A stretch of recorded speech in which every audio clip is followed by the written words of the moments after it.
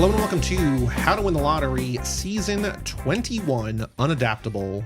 What do we call it? Just adaptable, unadaptable, un/adaptable? Yeah, adaptable, unadaptable.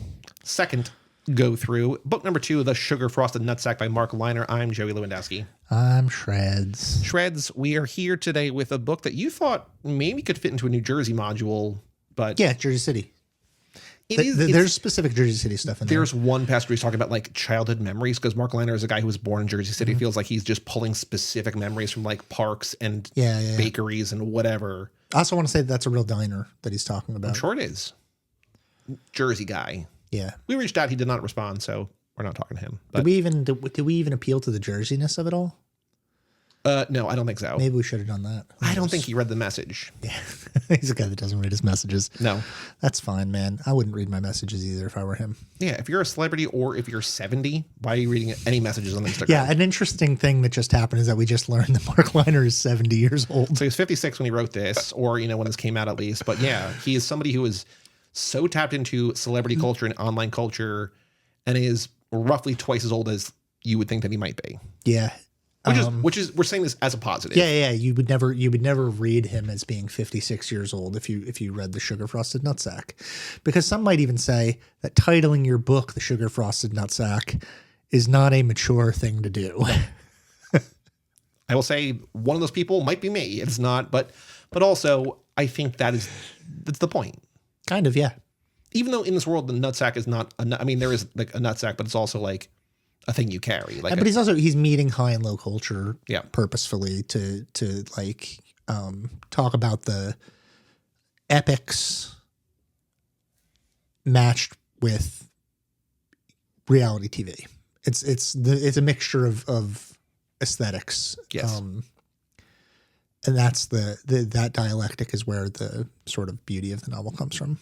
So this is our first of 4 unadaptable, quote unquote, unadaptable things. And I feel like, unlike the last time we did this is you could adapt part of this, but the point of this, it could only exist within this medium, probably. Yeah, I don't think there's a way to do it, because the repetition, what he refers to as punishingly repetitious over and over again, the punishingly repetitious nature of this book works with words in a way that it doesn't work with video or photo. Well, even like our friend Egg listened to the audiobook, which is read by Mark Leyner, and I don't think that she got out of it, like, I think the reading of it as opposed to the reading of it to you. Yeah. I think it has to be maybe physical form. It's interesting to think of it being read to you, because so much of the book is about oral storytelling. Yeah. So I like to think that he, when doing the audiobook, was high and blind and drinking Sunkist through so high on gravy. Yeah. What would you say if you were asked what The Sugar Frosted Nutsack is about? I think it is both easy to describe and maybe difficult to describe. It's about Ike Carton. It's a folktale kind of. Yeah, it's a folktale or an epic poem. So it's 2 epic poems in a row. The Odyssey. That's right. Yeah. Sugar Well, it's good. It's good that they kind of match up like that. I don't even know if we did that on purpose. I don't think so. We did the Odyssey when we did the Odyssey because the movie is out now. Yeah, but it's great that they line up like that, because Sugar Frosted Nutsack is almost a direct commentary on the kind of story that the Odyssey is, but also on other religious stories and on the repetitive nature of such stories, and on the sort of indiscreet notion that these things are edited over time and interfered with, and the original story is impossible to get to, and you never know how it's been curated. Yep. So it's a commentary on all religious stuff, but also all media, and that's really that's what postmodernism is. Yep. The attempt to undermine any sort of original authority of anything, to say that everything's being rewritten as you read it. So that's kind of what's going on with this book. But it's about a guy, Ike Carton, who is a folk hero. He is the god's favorite in a similar way that Odysseus is the god's favorite. But not the gods we know. These are all... Not the gods we know. Invented gods. in the sense that all gods are invented, which is another thing. And as I was reading this, I was thinking, this is like some other bullshit that I'm going to have to get really repetitious about, because it's something that I've said on this podcast and in real life and real conversations about, because it's something that I think about all the time, which is like the existence of God as a symbol rather than as a literal being, but symbols are like functionally just as real as anything else. And so like God's existence as reality is born through the imagination of him. He's created and is just as real as anything else, because everything is created through language and words and ideas. Right. And so whatever God we have has been invented by us and exists just as sure as anything else and influences the world just as sure as mathematics or, you know, any kind of construct, protein or whatever. Yeah. Yeah. Something, this is not about the text directly, but I'm curious what you think about this. This is, of the books that we've read, this is one of the lowest rated on Goodreads. Yeah. What do you think about that? Which got me excited, I think. You liked it? You liked the idea that it was... Well, I think we talked about with Sarah Levine about, what did she call it? Like not the bell curve, it was the reverse, where like the bookends or whatever. She talked about like, if your book has a lot of ones and a lot of fives, like that means like it found its audience kind of. Because we've said a lot about how it seems like every book has like between like a 3.8 and a 4.0 or something, because it's like everybody just gives it 3 and 4s and just like, that doesn't tell me anything about it. So like when I saw this like in the 2s, I was like, oh, this could be good. Yeah. And also like, it's so funny because if you read the reviews, the low rated reviews, which I did not, it's mostly just like, oh, they didn't get this book at all. Like they didn't understand what he was trying to do. They were not, they were aesthetically appalled by it, which is fine. Like that's a totally realistic reason to bail on a book. But to give something like 1 star because you fundamentally sort of didn't understand the author's intention is a completely different thing. Also, what did you think when you picked up a book called The Sugar Frosted Nutsack? Like, what did you think you were going to read? This is not about this at all, but I was reading today because I watched Sliver, which is the Joe Esterhaus written. That's which a bad movie. Very bad. Which apparently they were rewriting. They tested it. The ending didn't work for audiences. He then, in 3 days, wrote 5 new endings, and they were shooting new footage 10 days before it hit theaters. Like they were like up to the crazy. But Vinegar Syndrome put out a release of it sometime in the last couple of years, and so I was looking on their website, and it has like a 4.5 out of 5 because like that is such a curated like people who want this kind of movie, and like the bad reviews are like a 3-star, just like it's a good release of an okay movie. Just like, well, why are you giving it 3? Like that's always neither here nor there, but I was like, that's not a very helpful place to learn if a movie is good or not, because it's like it's a self-selecting audience. Yeah. Whatever. But yes, when I saw a 2 point whatever it is, I got excited. You're like, fuck yeah. Because I mean, in Rotten Tomatoes sense, I feel like most of my favorite movies are in the 40 to 45%, where it's movies that most people generally don't like, but people who like them love them, like a Spring Breakers, like a Speed Racer, whatever, where it's like, this is not for everyone. Yeah. By design, but I love it. And I think that's also the nature of really experimental literature, which is that you're going to get a ton of people who are smart and like readers and interested in reading, but are sort of unfamiliar with the game of postmodernism. Sure. And so they pick up the book and they go, well, I like narrative. That's why I read. Why am I reading something that is essentially trying to destroy the thing that I love so much? Right. I don't want this repetition. I don't want this person telling me that stories are fallible and like easy to interrupt and rewrite, and it doesn't really matter anyway, because if you think a different thing, then maybe that can also be true. And also, frankly, the type of person that identifies as a quote unquote reader, like will tell people I'm a reader, are not going, or I'm going to say 9 times out of 10, not going to find Mark Leyner's juxtaposition of high concept stuff with juvenilia, like really truly juvenile humor, funny. They're going to roll their eyes at that and think, this is not for me. Fuck this guy. Yeah. I mean, however, it is very much for me. So God bless. Like I am the audience for this book in many ways, I think. The first 13% of this book is a very long intro setting up the gods. Like basically it's 13. It's that long? It's that much of it? I was surprised. I made it because I read it on Kindle, so I have a little percentage there. Wow. And so 13%. It's also like the intro is very long, and then there's like 10 or 11 chapters or whatever it is. And like the first 9 chapters are all like 2 or 5 pages. Like there's like a and then there's like 2 very long chapters. Like I'm always like interested in structure. I don't know why it is the way it is, but like but 13% is basically Genesis. If we ever read the Bible one day in the podcast, it's like, this is the gods. This is like how the things created. Even before the gods, there was a thing, but there was no rhyme or reason, but the gods, whatever. And to me, I think, I'm not saying that people went from one to the other, but I think that if you want like this sort of foundational thing, but like in a more traditional, less juvenile thing, it's like Neil Gaiman's American Gods, where it's like, these are folk hero gods. These are like gods that he created or that are based on some kind of thing or whatever. But also that's for nerds. And I will say, if you're looking for something that is okay, Neil Gaiman's your guy. If you're looking for something that is, it's fine, Neil Gaiman is your guy. I feel like Neil Gaiman, to me, in my reading journey or whatever, was a pivot point from like school stuff to like, oh, this is like adult things that like I like, but I only read a handful of things. American Gods, Anansi Boys. I have it, or I had it at one point. That's a sequel to American Gods. I remember, I think I read I started reading like Neverwhere or something. I'm just like, no, that's not for me. Okay. Yeah, I don't particularly care for him, but that's fine.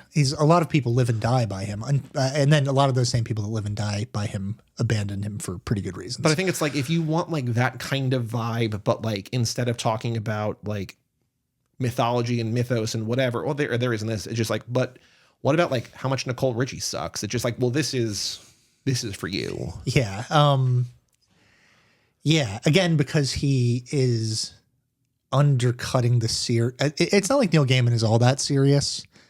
No, but he's trying to, I think, and I don't want to bash him because I did like the stuff that I read when I read it. I don't know that I would read it today. You can bash him. He's a sex pest. Well, yeah, but I think he is trying to ascribe weight and that's what I'm saying to his own shit. That's exactly what I'm saying. In the same way that like Homer, by necessity, is not joking around. Yeah, really.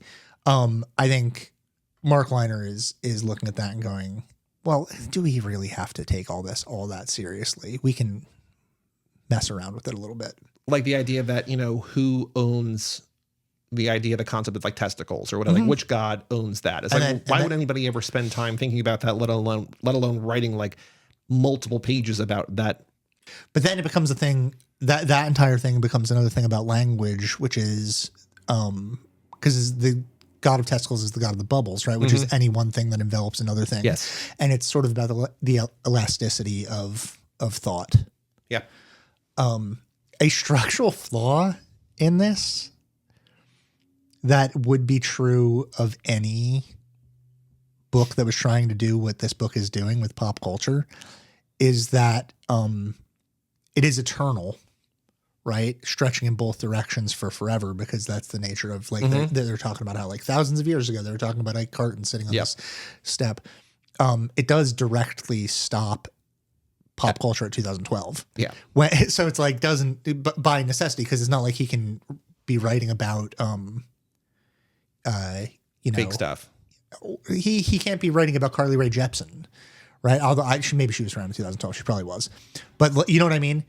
Well, that's the same thing that I always have. The issue that I always have with like sci-fi movies in the future, it's like, why does this astronaut on 2250 like love David Bowie? It's like, well, because the guy who wrote the screenplay loves David Bowie, or like how come all the pop culture references in Futurama are like the Beastie Boys and Richard Nixon and things like that? Right. It doesn't make sense. There would have been more pop culture since then. But I think that like what he does here that gives him more of a pass in my eyes is like the specificity with which he names people. Like when Evgeny Malkin gets a concussion in the middle of a hockey game and is dragged to the underworld, like I would assume most people reading this have no idea. I've never heard Evgeny Malkin's name before. There are also a couple of them whose pop culture context have shifted entirely since like Steve Cohen gets has mentioned. bought the Mets since in the beginning. Now he owns the Mets, right? There was another one that I was thinking Jeffrey of. Toobin. Jeffrey Toobin, right? Who in this book is just mentioned as a journalist, but like is now a masturbating journalist. Yeah, Mark Leyner would have had a field day with him being a masturbating journalist. Yeah. Yeah, that's like that stuff is so funny to me. But there is also something that like he unlike that fraud Neil Gaiman who puts weight on his own. This is now an anti-Neil Gaiman podcast. We'll fight you. No, we won't. I would. Yeah, I'd fight Neil Gaiman. Unlike him who like is adding weight. I think Leyner is like jokingly adding weight. And they also comment on this later, but like putting every celebrity's name and every god's name in bold. Yeah. Which is like, no, like this stands out. Like the same way that I have said before on the show. I think, it was in the why can't I think of the name? John Irving's Prayer for Owen Meany? Yes. The other guy you want to fight. How every one of Owen Meany's lines of dialogue is all in capital letters. Yeah. And I was like, in certain versions of the Bible, every line that Jesus speaks is in red. And so here it's not the same thing, but it's also like this, pay more attention to this. And I think Egg in her email writes about like as he's reading the audiobook, notes that things are bold or italics or whatever. But I think there is something visually. Yeah, you got it. Yeah. And also like later in the book, where they're on, like, there's that phone call with like the real husband and the real wife. And like, he's like, I can't hear you. I need to turn, like, we literally changes the format of the text. Be like, I can't hear you. I need to re-bold to maybe tune back in. Like there's stuff that he's doing again, in the postmodern sense where it's like, this has to be this medium. Yeah. It only exists on the page. Right. Which is cool. I like it. It's awesome. It's, a thing that I wish more people would do. Do you think writing a book like this, and I think the answer is probably a little bit of A and a little bit of B, is easier or like a book that is so recursive and so like self-referential and so by design repetitive in its text? Is that easier or more difficult to write than a book? I think it's harder. Right. But like you're writing less words or fewer words, but I don't think Mark Leyner's struggling to put words on a page. It's not like he's trying to hit like 230 pages or whatever. Yeah, that's not, I don't think that's what he's doing. I think it's harder because, for example, when you're talking about all of those short chapters that lead you to the longer chapters toward the end, so many of those short chapters talk about the stuff that happens in the longer chapters in such a way that you can, even without the longer chapters there, you can put together what happens in those chapters among the smaller chapters. Because it just keeps saying like, and this is going to happen later. And it's described as like a TV series, and like there's all these different seasons. Like there were whatever the original word is that then became seasons. It goes section, session, season. Right. It just became like easier to talk about like that. And like even things that are probably happening after he is. Well, it's also, I mean, we've started to do that anyway. We think of, I'm thinking of Mark Danielewski, who wrote The Familiar, right? And he was writing The Familiar as a book version of a television series because he was thinking of each novel. He was going to write 27 novels. Yep. And I think he only got 5 or so. Oh, okay. And he was thinking of each novel as a season of a TV show. The same way that you've been thinking about your 8-season Netflix series about Bennington. Yeah. I wouldn't put that on Netflix. That's an HBO show, if anything. Cool. I respect that. But yeah, I think that there was something that's just like, what is the number one medium in 2012? It's TV. It's like prestige TV. Like we're still like the bubble's not burst. It's like, well, this would be a TV series and it would go on forever. Like it's a soap opera essentially in that like it will never be canceled. Yeah. Well, all of the actual action that takes place in the book is very, very little. Yeah. There's very little actually happens. It's mostly just talking about what's going to happen. Again, comparing it to like the Bible, it's like when Jesus, like there's stuff about baby Jesus, then like the last like year of his life or whatever. Like there's like the Gnostic Gospels or whatever, like movies like The Carpenter's Son starring Nicolas Cage on VOD now, are about like the 30 years in between or whatever, right? Where it's like, this is that any good? No, it's a terrible movie. Okay. And I love Nicolas Cage, obviously, but no, it's a terrible movie. But there's so many stories that have been told or whatever. But it's like, wait, hold on. Is Nicolas Cage playing Jesus? No, he's playing Jesus' father. Oh, I was going to say Jesus, because he's way older than Noah Jupe, the older Jupe son from Hamnet, is playing Jesus. All right. Here, it's just like, it's basically seemingly like the last couple of days of his life, maybe. And like, even that is like, it's just like him sitting on a stoop. And they even, I think, joke about, or not even really joke about, like, people call him a statue because he never leaves the studio, because like we just see him like in the one conversation with Vance. And Yeah, like, I mean, there's an argument that he is a statue, right? That's what they talk about whether, and then it becomes a point of academic discussion whether or not him being a statue is literal or metaphoric, which is obviously a commentary again on religious texts. Yeah, but so much of like how he, not even like how he's described, but how he's referenced or whatever, is just like that shot of him. It's basically the Nicolas Cage Con Air meme where it's like, yeah, he's got his chestnut armpit hair waving in the wind. Yeah, and just like he's wearing the same like white, like formerly wife beater, now currently a shirt, whatever. What's a shirt? I think that's what it's called. I'm sticking with wife beater. But yeah, like there's so many times we reference the same thing over and over again, but it's not like action. It's just description of a character. It's like, yeah, we know. But like, again, the mythology of it all. Yeah. What'd you make of all the anti-Semitism? I mean, I don't know. I was saying before we started recording that I was going back and forth between like loving this, being like, this is written for me, and also like, I don't know how on board I am with like the edgelordy stuff. This is what you were talking about beforehand. And I ultimately, like, I'm not offended by it, but I also, you know, he's writing stuff to push buttons. Like I understand that's what he's doing, and like I'm not offended by it, but I'm also not like, hell yeah, brother. And it's also he's also not like Mark Leyner is not being anti-Semitic, because there's so much. Ike Carton is being anti-Semitic, and then all the characters narrating Ike Carton's story have discourse on his anti-Semitism, talking about like what's going on with this anti-Semitism. Right. Where does it come from? Why is he being anti-Semitic? Why does he have this paranoid fever dream that he's going to be gunned down by Mossad agents at the end of his life? So the book starts out by saying like this is going to end in him being shot by Mossad snipers, and that's not what happens. Like the entire book sets up that he will be shot and killed, which does happen, but like it's a pistol to the face by this guy who like shows up with like 50 pages left and is like, well, this guy probably seems important because I keep referencing him, but like, what's he going to do? It's just like, oh no, he just walks up and just shoots him in the face. Yeah. And then the book just kind of ends. It's like, okay. Sure. Because even like before he shot him, but like a couple pages before, I was like, is this guy in? No, it's like, I think the first inclusion is like page like 156 or something. Well, because it is that thing where, the god XOXO is just inserting things into the text to fuck with us. Which I also love as like a device, be like, hey, if this book doesn't make sense, don't blame me. Like Mark Leyner's like, don't blame me, blame XOXO. It's just like, no, you. There's other stuff going on here. You created this world and created this god that like artificially fucks with like whatever. Just like you can't, but it does feel like a convenient out. Be like, hey man, if it doesn't make sense, not on me. Yeah. I told the story how I was supposed to tell it, but like the gods fucked with it. Yeah. Which is funny.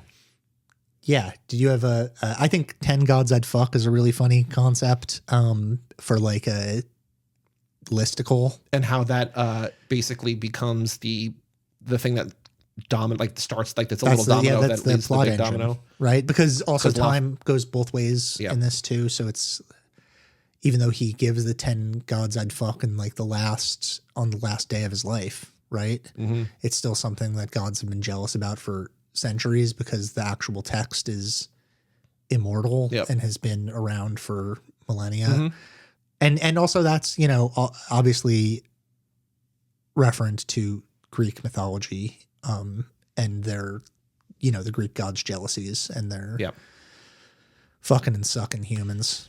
The thing that might stick with me the most from this, just because I thought it was so funny, is when he is wooing his wife. It's like, let me take a couple days and write down everything I know about women. He comes, he comes back with a list of 11 things. He's like, here's 10 plus a bonus one. And like, it's so far from the text as possible. Like, it's beautiful and it's like thoughtful. Very sensitive. And it's just like, oh wow, like this is like genuinely like this is like a left turn. Yeah. And then immediately it's just like, oh, he plagiarized it from O Magazine. It's like, oh, and the fact that like that was... I did not check to see if it was actually plagiarized. It doesn't matter. I assume that it was, but I don't know. But like the fact that like that's what it was so funny to me. And then for her to be like, I just like that he took the time to plagiarize. And I'm like, that's really funny too. But like, again, like we were talking about, like so much of this is so like in your face about like being like, you know, juvenile humor or whatever. And then it's like, here's a couple pages of like really tender, like... I thought it was gonna be like, you know, like insightful things about women. Like women like give head better when like this. It's just like it's like no, here's like 10 beautiful things, and then the fact is like no, he just plagiarizes. Like that's so funny. Yeah, yeah, that is so funny. lines like famous Tauruses include Adolf Hitler, Pol Pot, Jessica Alba, and Megan Fox. It's like, that's okay. Like the specificity with which you name two of the most brutal dictators to ever walk and then just two hot actresses is like, yeah, those are all Tauruses, I guess. Hot actresses that are, it's like pretty specific to 2012 as well. Yeah. But, you know, they're still. Yeah, they're still around, still going. I mean, still beautiful. Mm-hmm. Yeah, that's very funny. The also, you know, I feel like now that we gave Sarah Levine credit and I criticized Bret Easton Ellis for not telling a joke, but the joke that they write out in here about like how the actor really needs to change his name. Yeah. Written out. Like, I think I've probably heard that before. Like, I don't think that's new to this text, but like the guy comes in, he's Dick Van Dyke and his old name was Penis Van Lesbian. It's like, that's pretty funny. Yeah. I don't know if that joke probably did exist. But if it did, again, it's like oral history the same way that this story is oral history, right? Most of the jokes that we know. My new feature on the show is tracking jokes in books and like whether they are like Bret Easton Ellis is like, I'm telling knock-knock jokes. It's like, no, man, tell the knock-knock jokes. Yeah, tell the knock-knock joke. You got to actually have the knock-knock joke. So here to have the joke is like, oh, that's pretty good. I'm going to love whenever we get to the Stench of Honolulu. Yeah. Because that book has probably like 25 to 30 jokes per page. Yes. Like it's just, when I read that, I laughed out loud more than once every page. 2 jokes a sentence, even, which is unbelievable. Like Jack Handy is just like dropping like so punchlines at a rate that I don't know that I've told that many jokes in my entire life. No. But the idea of constructing and writing a joke seems terrifying to me. Yes. Because comedians don't even really do it anymore. Nope. They're storytellers. Yeah. Like Dave Grohl. Dave Grohl is the storyteller. He's not just a storyteller. He's the storyteller. Yeah, and those stories have punchlines, but there's very few people. Like I guess Mike Kaplan tells those kinds of jokes, and like there's a couple people that do that, but it's not whoever that Instagram comedian you found that just is ripping off Mitch Hedberg tells those kind of jokes. The Kill Tony guy. Whatever. There's another guy that just he's totally copied Norm Macdonald's delivery. Ugh. And it feels, I send everything that I find of his, I send to Dylan. Dylan's never responded to anything that I just keep sending him clips of this guy. Dylan's never responded to even one of them. It's so funny because especially right now, it feels like ripping off Norm Macdonald seems like career suicide. Yes. Because Norm Macdonald is probably more famous now than he even was when he was alive. Yes. Because every single stand-up comedian now is just like, oh, Norm is the guy that I grew up with. And so to mimic his style, it feels, I don't know. I do wonder what the next generation of comedians who they will cite. Like, is it Bo? Like Bo Burnham? Yeah, like who, like not. I don't think anybody cares about Bo Burnham anymore. But I mean, like who that will be doing stand-up in like 10 or 15 years who will they cite as their, because like we're so fragmented now. Yeah. Like I feel like Bo is like the last guy who everyone kind of knows. But like, and then it's like Haddon Gadsby. It's like it's storytelling. It's not like, or honestly, it's like Shane Gillis. Yeah. Too.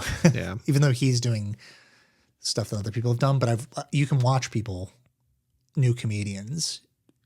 You can watch them doing him, like his gestures and things like that. Right. And the way that he looks. Well, we were talking about this when we went to the Phillies game with Ryan, where it's like people are just posting videos of themselves way earlier than they should be. And so every comedian, for better or worse, like starts their career like aping someone else's style until they develop style of their own.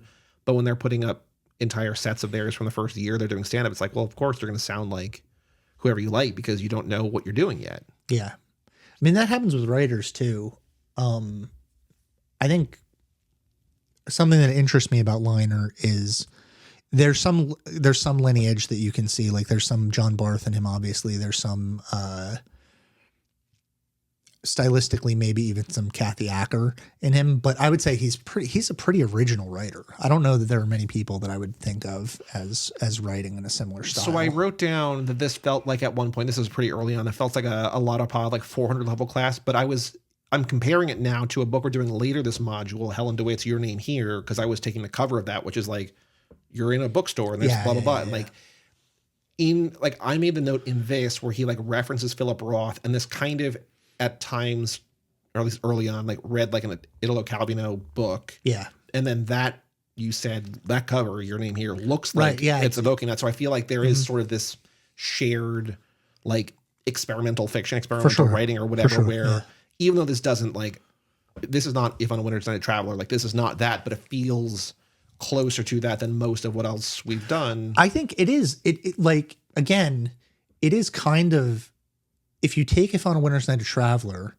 and you put it through a like remix thing for America in the 21st century, using the internet as a massive influence, things like social media. I mean, social media is the internet, but if you take reality TV, and if you look at all that stuff as an influence on it, it's not that far off from Italo Calvino. No.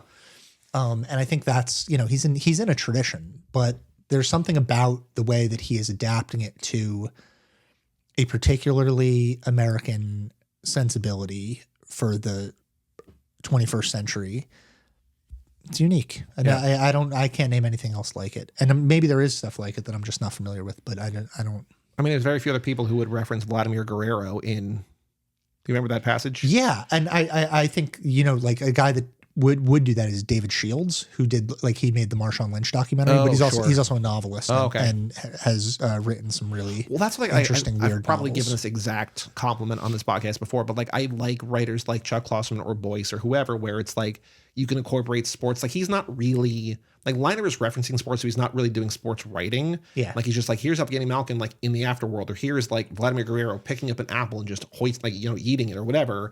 But it's not, but like Chuck Klosterman in other nonfiction writing talked about like somebody turning around the corner like a linebacker around the edge. I'm like, that's like such a specific, where it's like that is, he's not doing sports writing, but he's referencing a very specific sports thing that just feels like, oh, like that guy knows ball, or whatever, right? Where it's like, I love that of it.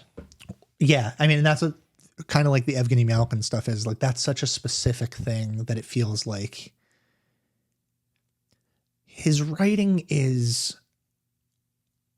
I don't want to diminish it by how I describe it. I saw it described somewhere as Mad Libs, and I don't think that's quite right.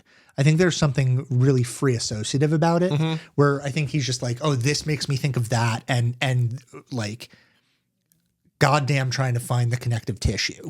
It's gonna seem random, but something did trigger that thought. And there is connective tissue. It's just, why bother? Well, I think it's the Darcy Wilder thing, where it's like you can't just do what she does. Yeah. Like there is an art to it, right? Because it's like, you know what it's a lot like is, do you remember that Dan Deacon video, Drinking Out of Cups? Mm-mm. It was like it's like a lizard, and supposedly what happened was Dan Deacon took acid, and then was just commenting on stuff around him, and it's him going like, oh, I'm Mr. Seashell Man. Yeah, look at me. I put some seashells on pillows. And he's just like randomly commenting on things.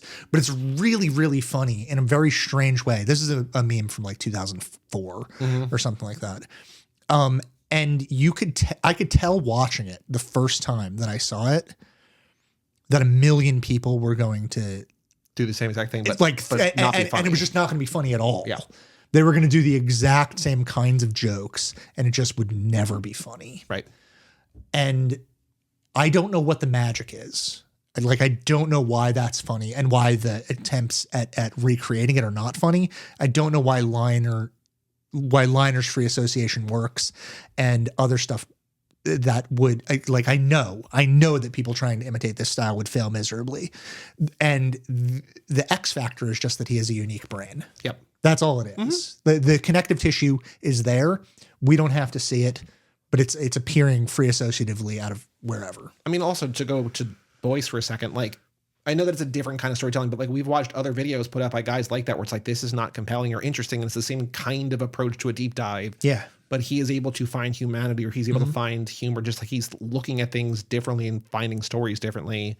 And you know what? I bet there are a billion people out there that watch John Boyce's stuff and go, I don't get this at all. This is so boring. Well, like, it's the type of thing where like I know that Margaret would love it or like love part of it, but the way with which he presents it is such a non-starter for her that like she couldn't even get through a trailer of the Home Improvement thing. Like, and also just I think because the majority of it is sports, you're already cleaving half of your audience. But out. still, like it's humanity. It's like it's not really about a guy charging them out. It's like about this like fringe player who like nobody's ever heard of that has this like whole backstory, like his whole life lived that you've never heard of a guy that, you know. Right. I mean, Egg, who does not care for sports at all, liked 2776 a bunch. Which we just, as we're recording this is months ago now, but like we just passed the date where it's like the beginning of the end or whatever, right? Or like the end of football or whatever. People stop being born and people stop dying? I think so. That's what it is? I think so. Yeah.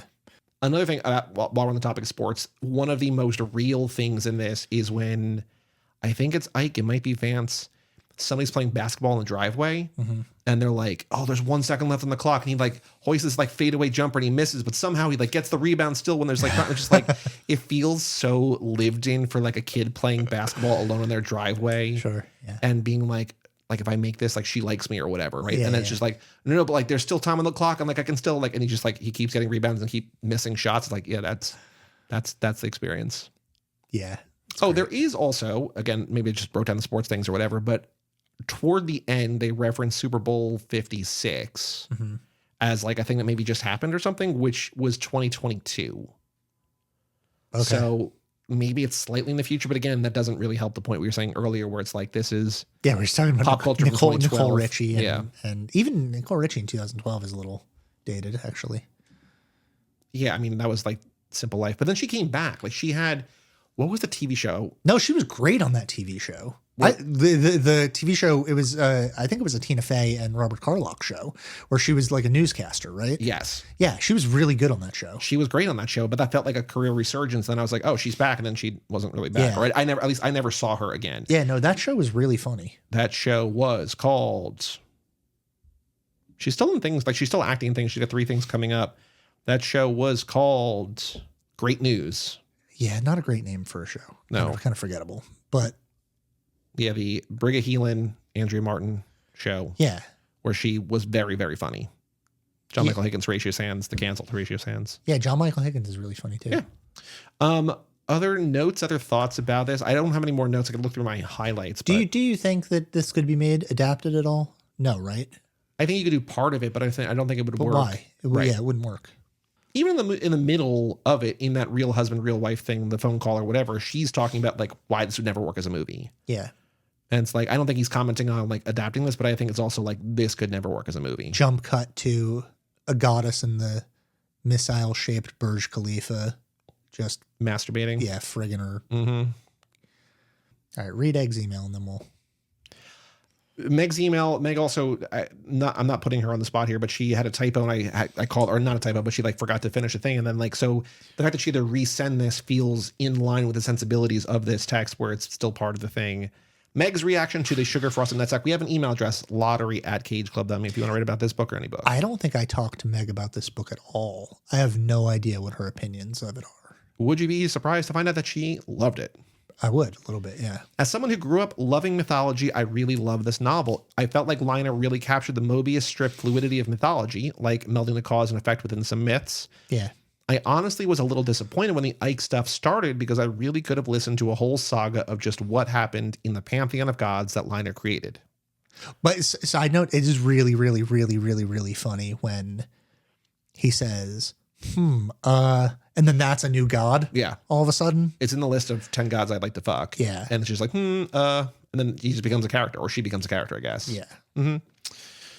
The book did a lot of interesting stuff with language in general. I like the stuff about gods using dead languages and bee dance moves in the same sense. That was another thing where I'm just like, you can never adapt. Like, it's like he's by the time he's like, try, motherfucker, I dare you, like, try to put this to a film. In the same sentence, because to me, that did a lot to invoke divinity to me. I also like the concept that the gods existing only in Ike's mind didn't mean that they didn't exist. It meant that they chose to exist in there, which also relates to the fluidity of mythological reality. Yeah. I'm glad I listened to the audiobook, so maybe she liked it. Okay. I probably missed, quote unquote, missed some stuff because the formatting, parentheses, the leyner, narrated the book and mentioned some text being bold or italicized. But there's also some cool stuff that felt like I was rewarded for listening. For example, in the scene where the blind bards are saying what Ike says backwards, the actual audio is played in reverse. Oh, so like, yeah, that's very cool. In addition, I felt like the repetition, such as the women on the shirts that said, I don't do white guys, and the poetry, I'm not looking this up, but I'm pretty sure the line is suicide by cop sounds fun, but where's a motherfucking cop when you need one, worked particularly well through a spoken medium. All in all, a great book, and I'm excited that my email and this podcast episode are included as a part of all future recitations. Yeah, the suicide by cop thing is funny. Mm-hmm. Also, fucking cool way to die. Yeah. Is that a crime? I don't think so. Suicide by cop? Today's crime is suicide by cop. Keep reading theme song.